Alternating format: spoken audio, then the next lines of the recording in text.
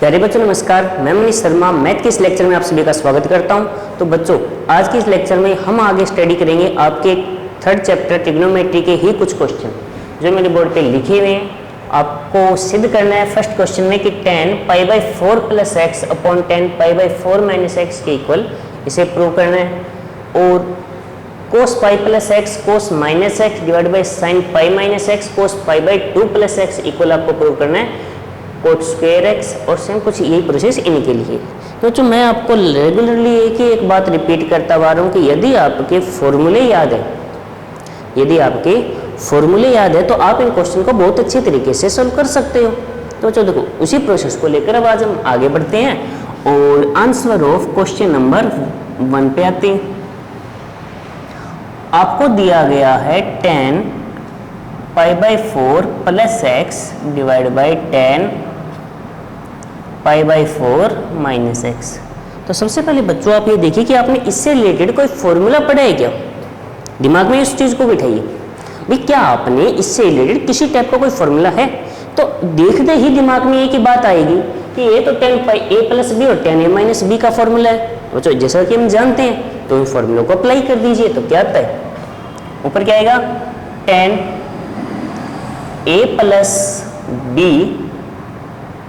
tan a + tan b divide by 1 minus tan a tan b। इतनी बात समझ आ गई होगी। और कंप्लीट डिवाइड में आएगा tan a - b का फॉर्मूला जो क्या होता है tan a - tan b divide by 1 plus tan a tan b। अब बच्चों इतना करने के बाद आपका दिमाग फिर कंफ्यूज हो जाता है कि भाई आगे क्या सोल्व करें। तो सबसे पहले भी जो प्रोसेस आप इसके अंदर कर सकते हो, भाई यदि कोई वैल्यू आप जानते हो वो रख सकते हो, कुछ और रूल लगा सकते हो, तो वो देखो आप बाकी शायद कुछ ना जानो, लेकिन एक बात सभी के दिमाग में होगी, ये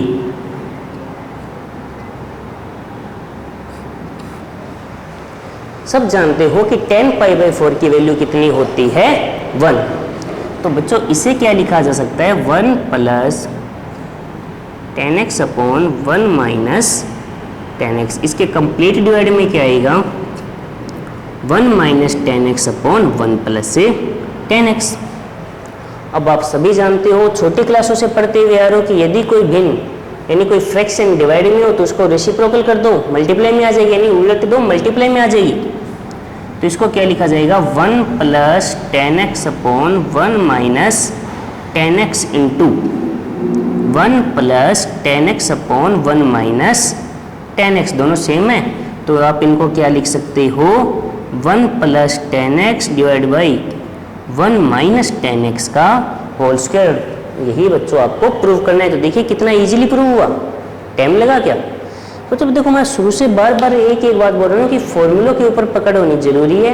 फॉर्मूले यदि आपको याद है तो आप मान के चलो ट्रिग्नोमेट्री के अंदर आपको कभी कोई दिक्कत नहीं आएगी, क्योंकि इसके जो आगे के टॉपिक है जिन ट्रिग्नोमेट्रिक इक्वेशन और सॉल्यूशन ऑफ ट्रायंगल, ये दो टॉपिक, इन्हीं का यूज, इन्हीं फॉर्मूलों को यूज करते हुए मैं आगे बढ़ना पड़ेगा। ठीक है, तो बच्चों क्वेश्चन समझ आ गया होगा, एक बार रिपीट कर देता हूँ कि tan π/4 + x upon tan π/4 - x। ऊपर नीचे tan a + b और tan a - b का फॉर्मूला यूज किया। ऊपर होता है tan a + tan b upon 1 minus tan a tan b। नीचे tan a - tan b upon 1 plus tan a tan b। फिर tan π/4 की जगह कितना लिखा 1, तो कुछ ये इक्वेशन आ जाएगी। फिर आप जानते हो जो नीचे उसको रिवर्स करके ऊपर ले आओ, मल्टीप्लाई में ले, दोनों का मल्टीप्लाई कर दिया, रिजल्ट आपके सामने है। देखिए बच्चों कोई डाउट है? सिंपल सी प्रोसेस है या नहीं है? बस सिंपल क्वेश्चन है और इसी तरीके से हमें आगे बढ़ना है। बच्चों इसको साफ कर दूं फिर, तो आगे बढ़ते हैं। जो आज का हमने क्वेश्चन नंबर 2 लिया, आपकी बुक के हैं बच्चों सारे क्वेश्चन, आप जो एक्सरसाइज है आपकी 3.3 उसी की है। क्वेश्चन नंबर जो 2 है उसका आंसर के लिए यदि हम आगे बढ़े तो सबसे पहले इसे एक बार लिखते हैं दोबारा कि cos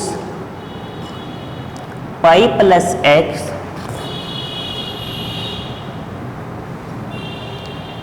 cos -x divide by sin π - x cos π/2 plus x. तो देखने में क्वेश्चन जितने ज़्यादा टिपिकल लगते हैं एक्चुअली वो उतने ही इजी होते हैं। आपको सिर्फ उनके जो बेसिक फंडा है, जो बेसिक उसके ऊपर आना है।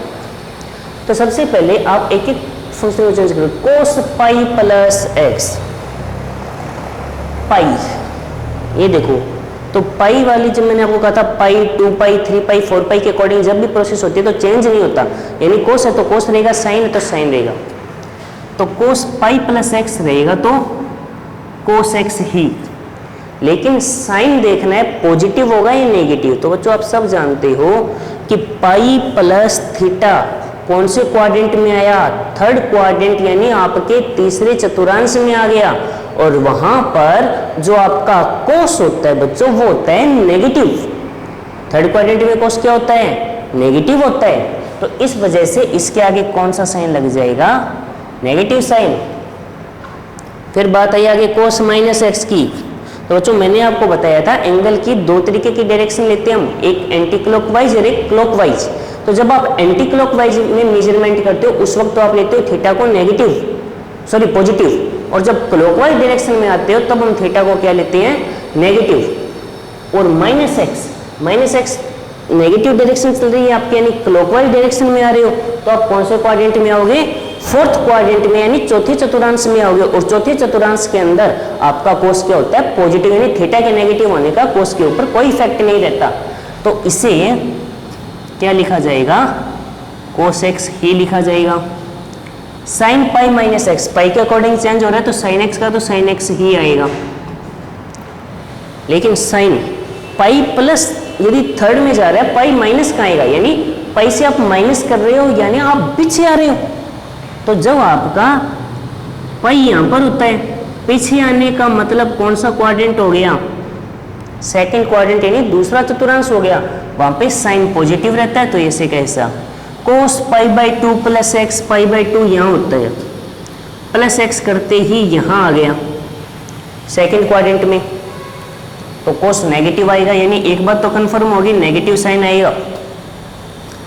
π/2 के अकॉर्डिंग चेंज हो रहा है तो कोस चेंज होगा, और कोस किस में चेंज होता है बच्चों, आपका साइन एक्स में। यानी देखो हमने सिर्फ लाइन एक ही लिखी है, हमने सिर्फ यहाँ पे लाइनें बच्चों एक ही लिखी है, लेकिन आप ये देखो कि उसके अंदर हमने 4 फॉर्मूले यूज किए। तो बस बेसिक स्ट्रॉन्ग रखने, ऊपर मल्टीप्लाई करेंगे तो माइनस कोस स्क्वायर एक्स। अब क्वेश्चन बहुत इजी हो चुका है, नीचे मल्टीप्लाई किया माइनस का साइन स्क्वायर एक्स, माइनस से माइनस कैंसिल हो जाएगा, cos square upon sine square क्या होता है आपका कोट स्क्वायर एक्स। और ये आपको प्रूव करना है, देख लीजिए कितना सिंपल क्वेश्चन है, यानी सिर्फ 2-4 फॉर्मूले लगाए क्वेश्चन इजीली सॉल्व हो गया। ये 2 या 3 लाइनों से ज़्यादा क्वेश्चन चल ही नहीं रहा, तो बच्चों आपका 2 या 3 लाइनों से ज़्यादा क्वेश्चन चल ही नहीं रहा, लेकिन रूल याद होने जरूरी है। क्लियर है, बस समझ आ गई होगी, सिंपल प्रोसेस। और बच्चों ये सारी बातें फॉर्मूलों के अंदर मेरी स्पेशल आपको लिखवाई हुई भी हैं, यानी कोस पाई प्लस थीटा क्या होता है, पाई माइनस थीटा, ये सारे केस आपको मेरी समझाई हुई भी है और लिखवाई हुई भी हैं। ठीक है, सेम इसी प्रोसेस से क्वेश्चन नंबर 3 को सोल्व करेंगे। देखिए आगे क्वेश्चन नंबर 3। तो क्वेश्चन नंबर 3 यानी आंसर नंबर 3 क्या होगा आपका, क्वेश्चन लिखते हैं कोस 3π/2 प्लस एक्स, फिर है कोस 2π प्लस एक्स, ब्रैकेट में कोट 3π/2 माइनस एक्स,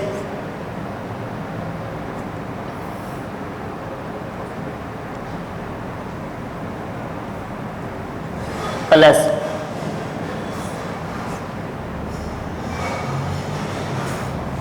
कितना प्रूव करना है, 1।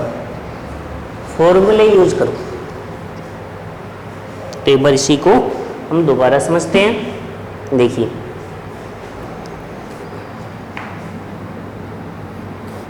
जीरो π/2 पाई 3π/2 और 2π। अच्छा याद रखना आपकी डायरेक्शन एंटी क्लॉकवाइज होती है, जब प्लस करो तो एंटी क्लॉकवाइज डायरेक्शन में आगे बढ़ो, माइनस करो तो पीछे चले जाओ।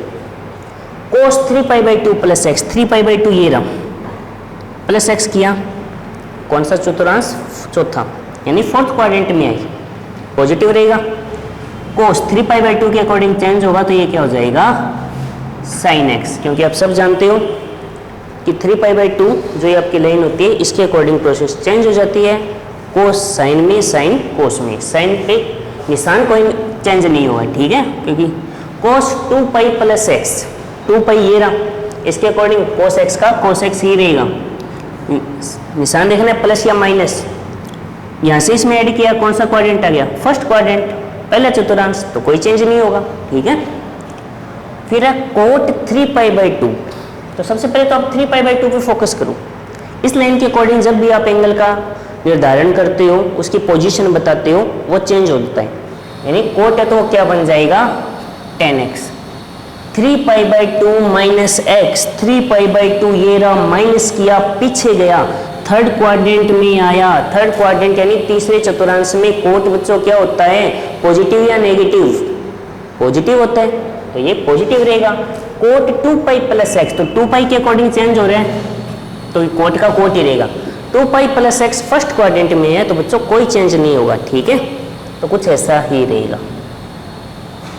बाहर आ गया sin x cos x, अंदर चेंज करो tan को sin x upon cos x और कोट को cos x upon sin x।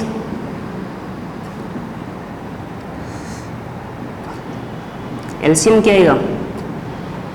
sin x cos x, sin उधर गया, sin square x plus cos इधर आया, cos स्क्वायर x, ये बच्चों कैंसिल हो गया, तो sin square plus cos square कितना होगा? 1 होगा। देखिए कोई डाउट है तो? कोई डाउट है बच्चों? क्लियर हो गया होगा?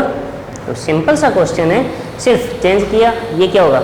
sin cos tan and cot, rule के अकॉर्डिंग सभी को चेंज कर दिया। भाई ये कुछ चेंज नहीं करना, tan को sin अपॉन कोस, कोट को कोस upon sine, sin x cos x, LCM आया, ये उधर मल्टीप्लाई में, ये इधर sin square plus cos square कितना होता है? 1, ये कैंसिल हो गया, तो रिजल्ट आ गया। क्लियर हो गया?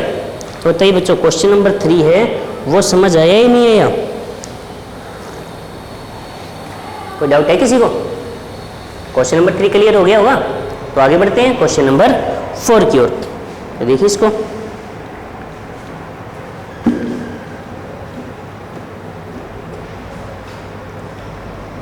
और इस लेक्चर को फिर फिनिश करते हैं।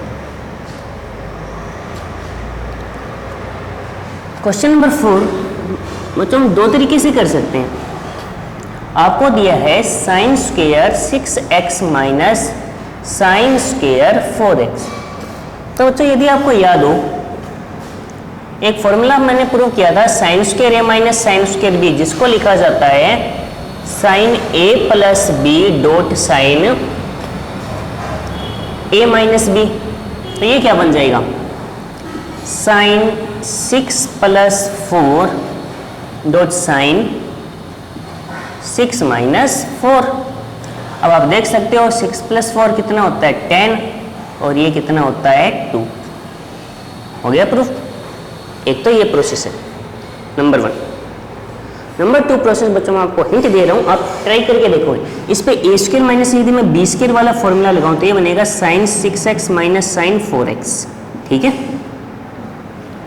Dot sign 6x plus sign 4x। अब यहाँ पे sine c minus sine D, यहाँ पे sine c plus sine D आप यूज करो, मल्टीप्लाई करके सोल्व करो, वैल्यू बना के देखो, ठीक है बच्चों। तो जो इस लेक्चर में माफ़ी चाहूँगा थोड़ी सी, क्योंकि मैं ज़्यादा क्वेश्चन नहीं कर पा रहा हूँ, थोड़ी सी प्रॉब्लम है इस वजह से। हाँ, लेकिन नेक्स्ट लेक्चर में आपको कुछ और क्वेश्चन सोल्व करेंगे, और जैसे ही थोड़ा हाथ सही हो जाएगा हम और आगे की प्रोसेस पे आ जाएंगे, ठीक है बच्चों। तो तब तक के लिए टेक केयर, धन्यवाद।